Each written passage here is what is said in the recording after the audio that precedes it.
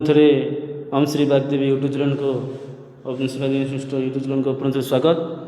ଯେଉଁ ସାହିତ୍ୟ ବହି ଅଷ୍ଟମ ଶ୍ରେଣୀର ସାହିତ୍ୟ ବହିର ଆଶା ଉତ୍କଳୀର କିଛି ଭାଗ ଆମେ ପଢ଼ିଥିଲେ, ତା'ର ଦ୍ୱିତୀୟ ଭାଗ ଆଜି ପଢ଼ିବା। ପ୍ରଶ୍ନ ଉତ୍ତର ପୁରା ଡିଟେଲ୍ ପଢ଼ିବା। ଯଦି ଓମ୍ ଶ୍ରୀ ବାଗଦେବୀ ନୂଆରେ ଆସିଥିଲେ ସବସ୍କ୍ରାଇବ୍ କରିବେ, ଲାଇକ୍ କରିବେ, ସେୟାର କରିବେ, ଆଉ କମେଣ୍ଟରେ କ'ଣ ଯାଉ ସନ୍ଦେହ ଥିଲେ କମେଣ୍ଟ ଦେବେ। ଅନୁମାନ କର, ତୁମେ ମିଳିମିଶି ଆଲୋଚନା କର। ବକ୍ସି ଜଗବନ୍ଧୁ ପରି ହେବା ପାଇଁ ତୁମେ କ'ଣ କରିବା ଉଚିତ? ବକ୍ସି ଜଗବନ୍ଧୁ ହେବା ପାଇଁ ମୋ ମନରେ ଗଭୀର ଦେଶପ୍ରେମ, ସାହସ ଓ ନିର୍ଭୀକ ରହିବା ଉଚିତ। ଅନ୍ୟାୟ ବିରୁଦ୍ଧରେ ସ୍ୱର ଉତ୍ତୋଳନ କରିବା ସହ ଦେଶ ସ୍ୱାଧୀନତାର ସୁରକ୍ଷା ପାଇଁ ଆବଶ୍ୟକ ସ୍ଥଳେ ନିଜର ସର୍ବସ୍ୱ ତ୍ୟାଗ କରିବା ପ୍ରସ୍ତୁତ କରିବା ଉଚିତ।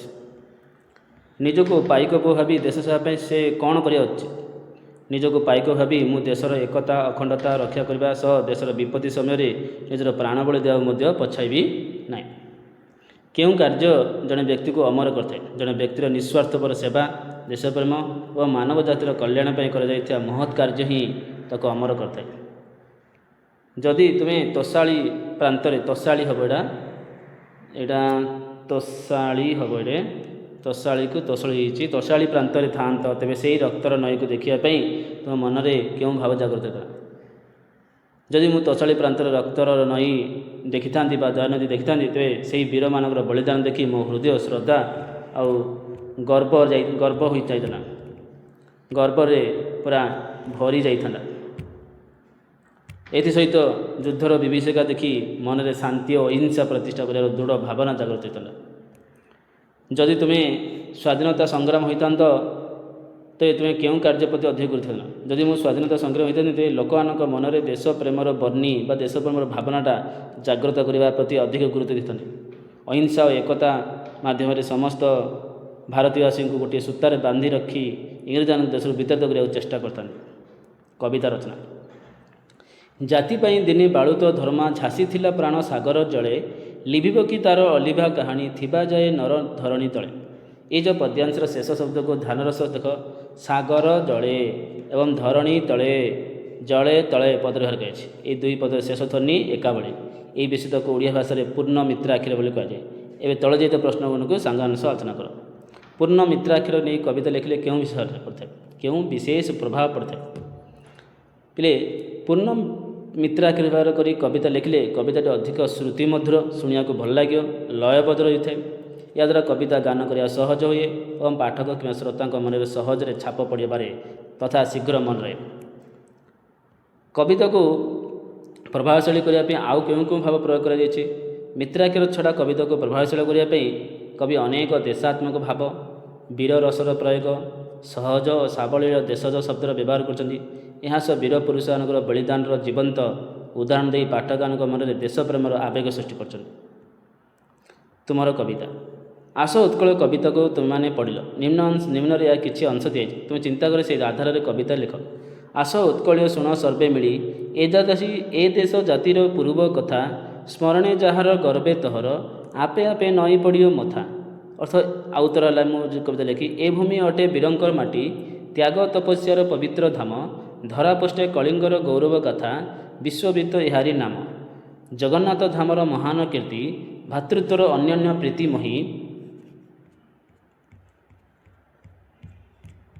ପ୍ରୀତିମୟୀ, ଧନୀ କରିବର ସାମ୍ୟ ଭାବ ଧୟା, କରୁଣାର ସ୍ରୋତ ବହେ। ଭାଷା ବିଚାର। ଶବ୍ଦ ସହ ଯୋଡ଼। ତୁମମାନ ସାଙ୍ଗାନ ସହ ମିଶି ଆଲୋଚନା କରି ତଳେ ଦିଆଯାଇଥିବା ଖାଲି ସ୍ଥାନରେ ଧରଣୀର ସମାର୍ଥବଦ୍ଧ ଶବ୍ଦ ଦେଖ। ଉତ୍ତର ଦେଇଛି ଧରଣୀ କ'ଣ? ଧରଣୀ ମାନେ ଧରା, ପୃଥିବୀ, ଧରିତ୍ରୀ, ଅବନୀ, ଅନ୍ୟ ନାମ ବସୁନ୍ଧରା, ଅନ୍ୟ ନାମ ମହୀ, ବସୁମତୀ,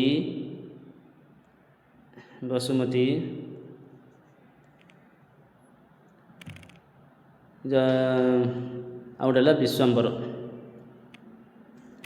ବିଶ୍ୱମ୍ବର, ହେଲା। ଗଦ୍ୟ ରୂପ ଲେଖ ହୋଇଛି ଯେପରି ପୂର୍ବ ପୂର୍ବ, ସେମିତି ଗରବେ ଗର୍ବେ, ସରବେ ସର୍ବେ, ରକ୍ତ ରକ୍ତ, ଆଦର୍ଶ ଆଦର୍ଶ, ତର୍ପଣ ତର୍ପଣ। କାଳ ବା ସମୟ ବିଚାରେ। ପାଇକ ପୁଅର ଗାରିମା ଯାହା ଥିଲା, ତୋଷାଳୀ ପ୍ରାନ୍ତରେ ଦିନ ବହିଥିଲା। ଏଇ ଯେଉଁ ଦୁଇଟା ଉପରେ ଲିଖିତ ପଦ ଦୁଇଟିର ଅତୀତ କାଳର ସୂଚନା ପ୍ରଦାନ କରିଥାଏ। ତୁମମାନେ ଏହି ପଦ୍ୟାଂଶ ନେଇ ବର୍ତ୍ତମାନ ଭବିଷ୍ୟତ କାଳରେ ପରିଣତ କର। ଦେଖ, ପାଇକ ପୁଅର ଗାରିମା ଯାହା ଥିଲା, ଯଦି ବର୍ତ୍ତମାନ କରିବା ପାଇକ ପୁଅର ଗାରିମା ଆଜି ବି ଅଛି। ଭବିଷ୍ୟତ କାଳ କରିବା ପାଇକ ପୁଅର ଗାରିମା ରହିବ। ତର୍ଷାଳି ପ୍ରାନ୍ତରେ ଦିନ ବହିଥିଲା। ବର୍ତ୍ତମାନ କାଳ ତର୍ଷାଳି ପ୍ରାନ୍ତରେ ରକ୍ତର ନଦୀ ବହୁଛି। ଭବିଷ୍ୟତ କାଳରେ କହିଲା ତର୍ଷାଳି ପ୍ରାନ୍ତରେ ଦିନେ ରକ୍ତର ନଦୀ ବହିବ। ସମାନ ଅର୍ଥ ବୁଝାଉଥିବା ପ୍ରତିଶବ୍ଦ ଲେଖ। କବିତାରେ କିଛି ଶବ୍ଦ ନିମ୍ନ ଦିଆଯାଇଛି, ତା ତଳକୁ ଦିଆଯାଇଛି ସମାନ ଅର୍ଥ ବୁଝାଉଥିବା ଶବ୍ଦକୁ ଖୋଜିବ। ପୁଅ, ନଈ ସବୁ ଦେଇଛି, ଏଠି କେତେ ଶବ୍ଦ ଦେଇଛି, ଆକୁ ବାଛିକି ଲେଖିତା। ଦେଖ, ପୁଅ କହିଲେ ପୁତ୍ର ବା ସୁତ, ନଈ ତଟିନୀ ବା ସ୍ରୋତ, ସାଗର କହିଲେ ପାରାବାରା ବା ସିନ୍ଧୁ, ସୈନ୍ୟ କହିଲେ ସିପାହୀ ବା ଯବାନ। ତାପରେ ଦେଲା କବିତାର ଶୀର୍ଷକ ଆସ ଉତ୍କଳ ଶୁଣ ସର୍ବେ ମିଳି, ଏ ଦେଶ ଜାତିର ପୂର୍ବ କଥା। ଏ କବିତାର ଶୀର୍ଷକ ଆସ ଉତ୍କଳୀୟ। ଅନେକ ସମୟରେ କବିମାନେ କବିତାର ଏକ ଧାଡ଼ିକୁ କବିତାର ଶୀର୍ଷକ ବ୍ୟବହାର କରିଥାଏ। ଏଇଭଳି ଯଦି ତୁମେ ଯଦି କବିତାରୁ ଅନ୍ୟ ଗୋଟିଏ ଧାଡ଼ି କବିତାର ଶୀର୍ଷକରେ ବାଛିବ, ତେବେ କାହିଁକି ବାଛିଲ? ଦେଖ କ'ଣ, ଦେଶ ଜାତିର ପୂର୍ବ କଥା କବିତା ଶୀର୍ଷକ। କବିତାର ପ୍ରାଚୀନ ଓଡ଼ିଶାର ଗୌରବ କାହାଣୀ ଉପସ୍ଥାପିତ ହୋଇଥିବାରୁ କବିତାର ଅନ୍ୟ ଏକ ଶୀର୍ଷକ ଭାବରେ ଏହାକୁ ରଖାଯାଇପାରେ। ପାଠ୍ୟ ବହି ପଢ଼ ତୁମ କଥା। ତଳେ କିଛି ଚିତ୍ର ଦିଆଯାଇଛି, ସେଗୁଡ଼ିକ ତୁମର ଦେଶ ପ୍ରେମର ଆଧାରିତ ଭାବୁଛ ବୋଲି ତାପରେ ଠିକ୍ ଦେବ। ଦେଖ, এই ଚିତ୍ରଟା ଦେଇଛି ଏକରେ, ଇଏ ପାଣି ପକାଉଛି, ବଗିଚାରେ ପାଣି ଦା। ଏହା ଏକ ଭଲ ଅଭ୍ୟାସ, କିନ୍ତୁ ପ୍ରତ୍ୟେକ ଭାବରେ ଦେଶପ୍ରେମ ସହିତ ଜଡ଼ିତ ନାହିଁ, ତେଣୁ ଇଏ ଭୁଲ। ଏଠି ଦେଇଛି ଦେଖେଇଛି ଟିଭି ଦେଖିବା, ପରିବାର ଲୋକମାନେ ବେଶୀ ଟିଭି ଦେଖୁଛନ୍ତି, ଏହା ସାଧାରଣ ମନୋରଞ୍ଜନ, ତେଣୁ ଦେଶପ୍ରେମ ନାହିଁ, ତେଣୁ ଏ ଭୁଲ। କାହିଁକିନା ସେ ଦେଶପ୍ରେମ ଯେଉଁଟା ସେଇଟା ଠିକ୍ ମାରିବାକୁ କହିଛି। ଏଠି ଦେଖ ଦୁଇଟା ଚିତ୍ର, ଦୁଇ ଜଣ କୁସ୍ତି କରୁଛନ୍ତି, କଳି କୁସ୍ତି କରୁଛନ୍ତି, ଏହା ଏକ ଦ୍ୱନ୍ଦ୍ୱ କିମ୍ବା ଖେଳକୁ ବୁଝାଉଛି। ଯାହା ଦେଶ ପ୍ରତି ପ୍ରେମ ବା ଦେଶ ଭାବନାଟା ଯେଉଁଠି କୋଶ୍ଚିନ୍ଟା ଦେଲା, ଆନ୍ସରଟା ଦେଶ ପ୍ରେମ ଆଧାରିତ ହୋଇଛି, ଏଠି ଦେଶ ପ୍ରେମ ଆଧାରିତ ହୋଇନାହିଁ, ତେଣୁ ଭୁଲ। ତାପରେ ଆସିଲା ଏଠି କ'ଣ, ପାଣି ନଳକୂପ ପାଖରେ ପାଣି ନଷ୍ଟ ନ କରିବା କିମ୍ବା ସଫା ରଖିବା ବୁଝେଇଛି। ଏହା ଏକ ସାମାଜିକ ଦାୟିତ୍ୱ, କିନ୍ତୁ ଦେଶପ୍ରେମ ନାହିଁ। ଏଠି ଦେଖ, ଦେଶର ସୈନିକକୁ ଇଏ ସ୍ୱାଗତ ଜଣାଉଛି, ଦେଶର ସୈନିକକୁ ସମ୍ମାନ ଜଣାଯାଉଛି। ସୈନିକ ଦେଶର ସୁରକ୍ଷା କରନ୍ତି, ତେଣୁ ସେମାନଙ୍କୁ ସମ୍ମାନ ଦେବା ଏକ ବଡ଼ ଦେଶପ୍ରେମର ଲକ୍ଷଣ, ତେଣୁ ଇଏ ଠିକ୍। ଏଠି ଦେଖ, ସବୁଯାକ ଲୋକ ସଫେଇ କରୁଛନ୍ତି, ତା'ର ଆବର୍ଜନା ସଫା କରିବା ନିଜ ପରିବେଶକୁ ସ୍ୱଚ୍ଛ ରଖିବା ଦେଶକୁ ସୁନ୍ଦର କରିବାରେ ସାହାଯ୍ୟ କରେ, ତେଣୁ ଏହାର ନାଗରିକ ଦେଶର ଦାୟିତ୍ୱ, ଦେଶର ପ୍ରେମର ଅଂଶ ଅଟେ, ତେଣୁ এই ଚିତ୍ରଟା ଠିକ୍ ହେବ। ଏଠି ଦେଖ, ଏଠି କ'ଣ, କୃଷକ କହୁଛି, ଚାଷରେ ବିଲ ଚାଷୀ କ'ଣ କରୁଛି, ବିଲ ଚାଷୀ ବୁଲଉଛି। ହେଲେ ଚାଷୀ ଦେଶର ଅନ୍ନଦାତା, ଜୟ କିଷାନ ବୋଲି କୁହାଯାଏ, ତେଣୁ ଦେଶର ଉନ୍ନତି ପାଇଁ ଖାଦ୍ୟ ସୁରକ୍ଷା ପାଇଁ କାମ କରୁଛି, ତାହେଲେ ଇଏ ଦେଶପ୍ରେମ ହେଲା, ତେଣୁ ଇଏ ଠିକ୍। ଏଠି ଗୋଟେ ବୁଢ଼ୀ ଲୋକଟାକୁ ଇଏ ରାସ୍ତା ପାର କରୁଛି, ଏଠି ଗୋଟେ ବୁଢ଼ୀ ଲୋକ ଗପ ଶୁଣୁଛି, ଥଟ୍ଟା ମଜା ହେଉଛି।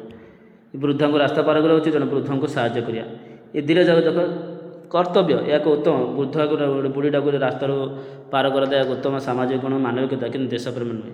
ସେମିତି ଏଇଟା ଗୋଟେ ବୃଦ୍ଧଙ୍କୁ ସାହାଯ୍ୟ କରିବା, ଦୁଇଟା ପିଲା ଜଣେ ବୃଦ୍ଧଙ୍କୁ ସାହାଯ୍ୟ କରୁଛି, ଏହା ଉତ୍ତମ ସାମାଜିକ ଗୁଣ, କିନ୍ତୁ ମାନବିକତା, କିନ୍ତୁ ଦେଶପ୍ରେମ ନୁହେଁ, ତେଣୁ ଭୁଲ। ଏଠି ଦେଖ, ଐତିହାସିକ କୀର୍ତ୍ତିରାଜି ଉପରେ ସେ ମନ ଇଚ୍ଛା ଗାରଉଛି, ନଷ୍ଟ କରୁଛି, ତେଣୁ ଏହା ଜାତୀୟ ସମ୍ପତ୍ତି ନଷ୍ଟ କରିବା କରୁଛି, ତେଣୁ ଏ ଦେଶପ୍ରେମର ବିରୋଧ, ତେଣୁ ଭୁଲ। ଇଏ ଦେଖ, ଜାତୀୟ ପତାକାକୁ ସମ୍ମାନ ଦେଉଛନ୍ତି, ଜାତୀୟକୁ ସମ୍ମାନ ଜଣାଇବା, ଜାତୀୟ ପତାକା ଆମ ଦେଶର ଗର୍ବ, ଏହାକୁ ସମ୍ମାନ ଜଣାଇବା ସବୁଠାରୁ ପ୍ରମୁଖ ଦେଶପ୍ରେମ, ତେଣୁ ଏହା ଠିକ୍ ହେବ।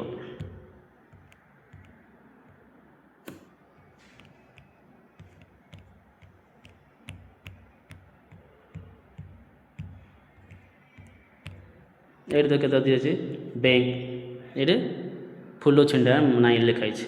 ଡାକ୍ତରଖାନା ବ୍ୟାଗରେ ଧାଡ଼ିରେ ଠିଆ ହେଇଛି, ଶୃଙ୍ଖଳିତ ନିୟମିତ ଜଣେ ଶୃଙ୍ଖଳାର ଲକ୍ଷଣ, ଯାହା ଦେଶର ଶୃଙ୍ଖଳା ରକ୍ଷା କରେ, ତେଣୁ ଦେଶପ୍ରେମ ଜାଗ୍ରତ, ଏହା ଠିକ୍। ଗଛ ଫୁଲକୁ ନଷ୍ଟ ନ କରିବା ବା ଫୁଲ ତୋଳିବା ମନା ବଡ଼ୁ ମାନିବା, ପ୍ରକୃତି ସରକାର ନିୟମ ସମ୍ମାନ ଦେବା, ଏହା ଭଲ ଅଭ୍ୟାସ, କିନ୍ତୁ ଦେଶପ୍ରେମ ନାହିଁ, ତେଣୁ ଭୁଲ। ଏଇଠି ଦେଲା କାର୍ଯ୍ୟାଳୟ ଦେଲା, ବିଦ୍ୟୁତ୍ ପଙ୍ଖା ଚାଲୁ ରଖି ଚାଲିଯିବା, ଇଏ ଅପଚୟ ହେଲା, ଏହା ଜାତୀୟ ସମ୍ପଦର ଅପଚୟ ହେଲା, ତେଣୁ ଏହା ଦେଶପ୍ରେମ ନୁହେଁ, ତେଣୁ ଏହା ଭୁଲ। ଏଇଟା କ'ଣ, ପାଣି ପାଇଁ ଝଗଡ଼ା କରୁଛନ୍ତି, ଏହା ଏକ ଖରାପ ଅଭ୍ୟାସ, ତ ଏଇଟା ଦେଶପ୍ରେମ ନାହିଁ। ଏଇଟା ପ୍ରଶ୍ନ ଉତ୍ତର। ଆମର ଅସ୍ତ୍ରଶସ୍ତ୍ର, ପାଇକ ପୁଅର ଗାରିମା ଯା ଥିଲା, ସ୍ୱାଧୀନତା ଯାକେ ଦେଲା ଆହୁତି। ସୈନିକମାନେ ଦେଶର ସୀମାକୁ ସୁରକ୍ଷା କରିବା ପାଇଁ ବନ୍ଧୁକ, ତୋପ, ଖଣ୍ଡା ଇତ୍ୟାଦି ବ୍ୟବହାର କରନ୍ତି। ସେହିପରି ନିମ୍ନଲିଖିତ ବ୍ୟକ୍ତିମାନେ ସେମାନେ କାର୍ଯ୍ୟ ସମ୍ପାଦନ କରି କ'ଣ କରନ୍ତି? କବି କ'ଣ କରୁଛି, ଛାତ୍ର କ'ଣ କରୁଛି, କୃଷକ କ'ଣ କରୁଛି? ଦେଖ, କବି ନିଜର ଭାବନାକୁ ପ୍ରକାଶ କରିବା ପାଇଁ କଲମ କାଗଜ ବ୍ୟବହାର କରନ୍ତି। କୃଷକ ଚାଷ କାର୍ଯ୍ୟ କରିବା ପାଇଁ ଲଙ୍ଗଳ, କୋଦାଳ ବ୍ୟବହାର କରନ୍ତି। ଛାତ୍ର କ'ଣ କରେ? ଛାତ୍ର ବିଦ୍ୟା ଅର୍ଜନ କରିବା ପାଇଁ ବହି, ଖାତା ବ୍ୟବହାର କରନ୍ତି। ବୈଜ୍ଞାନିକ କ'ଣ କରନ୍ତି? ବୈଜ୍ଞାନିକ ନୂତନ ଉଦ୍ଭାବନ କରିବା ପାଇଁ ବିଭିନ୍ନ ପରୀକ୍ଷାମୂଳକ ଯନ୍ତ୍ର ବ୍ୟବହାର କରନ୍ତି। ଡାକ୍ତର କରନ୍ତି, ଡାକ୍ତର ରୋଗୀର ସେବା ଓ ଚିକିତ୍ସା ପାଇଁ ଷ୍ଟେଟୋସ୍କୋପ୍, ଥର୍ମୋମିଟର, ଇଞ୍ଜେକ୍ସନ୍ ଇତ୍ୟାଦି ବ୍ୟବହାର କରନ୍ତି। ଏଠି ଦେଇଛି ତୁମ ଭାଷା ଗୀତ। ଏଇଟା ତୁମେ ଶ୍ରେଣୀର ଛାତ୍ର ନିଜର ଭାଷା ଦେଶର ସମ୍ପର୍କିତ କାର୍ଯ୍ୟ ସମ୍ପର୍କରେ ଜାଣିବ। ଆଉ ତୁମର ପାଠରେ ଦିଆଯାଇଥାଏ ଯେକୌଣସି ଗୋଟେ ଦେଶାତ୍ମକ ଗୀତକୁ ନେଇ ତୁମେ ଶ୍ରେଣୀର ବହି ପଢ଼ିବ। ତିରଙ୍ଗା ପତାକା ବା ଜାତୀୟ ପତାକା। ଜାତୀୟ ପତାକା ହେଉଛି ଦେଶର ଗର୍ବ ଓ ଗୌରବ। ଯେକୌଣସି ଦିନ ଶୋଇବା ପୂର୍ବରୁ ଆମେ ତୁମମାନେ ସମଗ୍ର ଦିନଚର୍ଯ୍ୟା ମନେ ପକାଇବା କ'ଣ କ'ଣ ଚାଲିଛି। ଭାବ ଯେ ତୁମର କେଉଁ କାର୍ଯ୍ୟ ଜାତୀୟ ପତାକା ଖୁସି କରୁଛି, କେଉଁ ଜାତୀୟ ପତାକାକୁ ଦୁଃଖ ଦେଉଛି। ଯେଉଁଟା ଖୁସି କରୁଛି ସେଇଟା ହିଁ କରିବ। ଝରକା। ତୁମେ ଦେଶପ୍ରେମର ମୂଳ କବିତା ଆସଦ କୂଳ ପଢ଼ିଛ। ଏବେ ବିପିନ ବିହାରୀ ରାଉତଙ୍କର ଯେଉଁ ଦେଶ ଗଙ୍ଗା ବହି କବିତାକୁ ଭଲ ଭାବରେ ପଢ଼ ଆଉ ମନେ ରଖ।